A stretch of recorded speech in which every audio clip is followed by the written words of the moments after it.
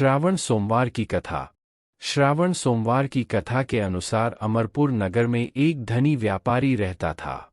दूर दूर तक उसका व्यापार फैला हुआ था। नगर में उस व्यापारी का सभी लोग मान सम्मान करते थे। इतना सब कुछ होने पर भी वह व्यापारी अंतर्मन से बहुत दुखी था, क्योंकि उस व्यापारी का कोई पुत्र नहीं था। दिन रात उसे एक ही चिंता सताती रहती थी। उसकी मृत्यु के बाद उसके इतने बड़े व्यापार और धन संपत्ति को कौन संभालेगा। पुत्र पाने की इच्छा से वह व्यापारी प्रति सोमवार भगवान शिव की व्रत पूजा किया करता था। सायंकाल को व्यापारी शिव मंदिर में जाकर भगवान शिव के सामने घी का दीपक जलाया करता था। उस व्यापारी की भक्ति देखकर एक दिन पार्वती ने भगवान शिव से कहा, हे प्राणनाथ, यह व्यापारी आपका सच्चा भक्त है। कितने दिनों से यह सोमवार का व्रत और पूजा नियमित कर रहा है। भगवान, आप इस व्यापारी की मनोकामना अवश्य पूर्ण करें। भगवान शिव ने मुस्कुराते हुए कहा, हे पार्वती, इस संसार में सबको उसके कर्म के अनुसार फल की प्राप्ति होती है। प्राणी जैसा कर्म करते हैं, उन्हें वैसा ही फल प्राप्त होता है। इसके बावजूद पार्वती जी नहीं मानी। उन्होंने आग्रह करते हुए कहा, नहीं प्राणनाथ, आपको इस व्यापारी की इच्छा पूरी करनी ही पड़ेगी। यह आपका अनन्य भक्त है। प्रति सोमवार आपका विधिवत व्रत रखता है और पूजा अर्चना के बाद आपको भोग लगाकर एक समय भोजन ग्रहण करता है। आपको इसे पुत्र प्राप्ति का वरदान देना ही होगा। पार्वती का इतना आग्रह देखकर भगवान शिव ने कहा, तुम्हारे आग्रह पर मैं इस व्यापारी को पुत्र प्राप्ति का वरदान देता हूँ, लेकिन इसका पुत्र 16 वर्ष से अधिक जीवित नहीं रहेगा। उसी रात भगवान शिव ने स्वप्न में उस व्यापारी को दर्शन देकर उसे पुत्र प्राप्ति का वरदान दिया और उसके पुत्र के 16 वर्ष तक जीवित रहने की बात भी बताई। भगवान के वरदान से व्यापारी को खुशी तो हुई, लेकिन पुत्र की अल्पायु की चिंता ने उस खुशी को नष्ट कर दिया। व्यापारी पहले की तरह सोमवार का विधिवत व्रत करता रहा। कुछ महीने पश्चात उसके घर अति सुंदर पुत्र उत्पन्न हुआ। पुत्र जन्म से व्यापारी के घर में खुशियां भर गईं। बहुत धूमधाम से पुत्र जन्म का समारोह मनाया गया। व्यापारी को पुत्र जन्म की अधिक खुशी नहीं हुई, क्योंकि उसे पुत्र की अल्प आयु के रहस्य का पता था। यह रहस्य घर में किसी को नहीं मालूम था। विद्वान ब्राह्मणों ने उस पुत्र का नाम अमर रखा। जब अमर 12 वर्ष का हुआ तो शिक्षा के लिए उसे वाराणसी भेजने का निश्चय हुआ। व्यापारी ने अमर के मामा दीपचंद को बुलाया और कहा कि अमर को शिक्षा प्राप्त करने के लिए वाराणसी छोड़ आओ। अमर अपने मामा के साथ शिक्षा प्राप्त करने के लिए चल दिया। रास्ते में जहां भी अमर और दीपचंद रात्रि विश्राम के लिए ठहरते, वहीं यज्ञ करते और ब्राह्मणों को भोजन कराते थे।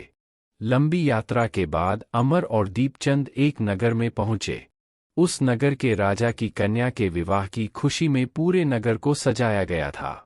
निश्चित समय पर बारात आ गई, लेकिन वर का पिता अपने बेटे के एक आंख से काने होने के कारण बहुत चिंतित था। उसे इस बात का भय सता रहा था कि राजा को इस बात का पता चलने पर कहीं वह विवाह से इनकार न कर दें। इससे उसकी बदनामी होगी। वर के पिता ने अमर को देखा तो उसके मस्तिष्क में एक विचार आया। उसने सोचा, क्यों न इस लड़के को दूल्हा बनाकर राजकुमारी से विवाह करा दूं। विवाह के बाद इसको धन देकर विदा कर दूंगा और राजकुमारी को अपने नगर में ले जाऊंगा। वर के पिता ने इसी संबंध में अमर और दीपचंद से बात की। दीपचंद ने धन मिलने के लालच में वर के पिता की बात स्वीकार कर ली। अमर को दूल्हे के वस्त्र पहनाकर राजकुमारी चंद्रिका से विवाह करा दिया गया। राजा ने बहुत सा धन देकर राजकुमारी को विदा किया। अमर जब लौट रहा था तो सच नहीं छिपा सका और उसने राजकुमारी की ओढ़नी पर लिख दिया, राजकुमारी चंद्रिका, तुम्हारा विवाह तो मेरे साथ हुआ था, मैं तो वाराणसी में शिक्षा प्राप्त करने जा रहा हूँ। अब तुम्हें जिस नवयुवक की पत्नी बनना पड़ेगा वह कान्हा है। जब राजकुमारी ने अपनी ओढ़नी पर लिखा हुआ पढ़ा तो उसने काने लड़के के साथ जाने से इनकार कर दिया। राजा ने सब बातें जानकर राजकुमारी को महल में रख लिया। उधर अमर अपने मामा दीपचंद के साथ वाराणसी पहुंच गया। अमर ने गुरुकुल में पढ़ना शुरू कर दिया। जब अमर की आयु 16 वर्ष पूरी हुई तो उसने एक यज्ञ किया। यज्ञ की समाप्ति पर ब्राह्मणों को भोजन कराया और खूब अन्न वस्त्र दान किए। रात को अमर अपने शयन कक्ष में सो गया। शिव के वरदान के अनुसार शयनावस्था में ही अमर के प्राण पखेरु उड़ गए। सूर्योदय पर मामा अमर को मृत देखकर रोने पीटने लगा। आसपास के लोग भी एकत्र होकर दुहक प्रकट करने लगे।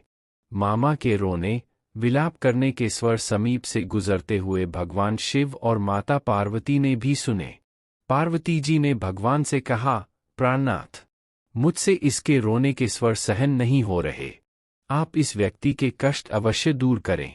भगवान शिव ने पार्वती जी के साथ अदृश्य रूप में समीप जाकर अमर को देखा तो पार्वती जी से बोले, पार्वती, यह तो उसी व्यापारी का पुत्र है। मैंने इसे 16 वर्ष की आयु का वरदान दिया था। इसकी आयु तो पूरी हो गई।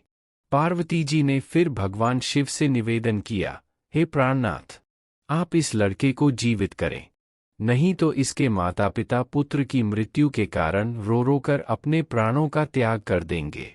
इस लड़के का पिता तो आपका परम भक्त है, वर्षों से सोमवार का व्रत करते हुए आपको भोग लगा रहा है।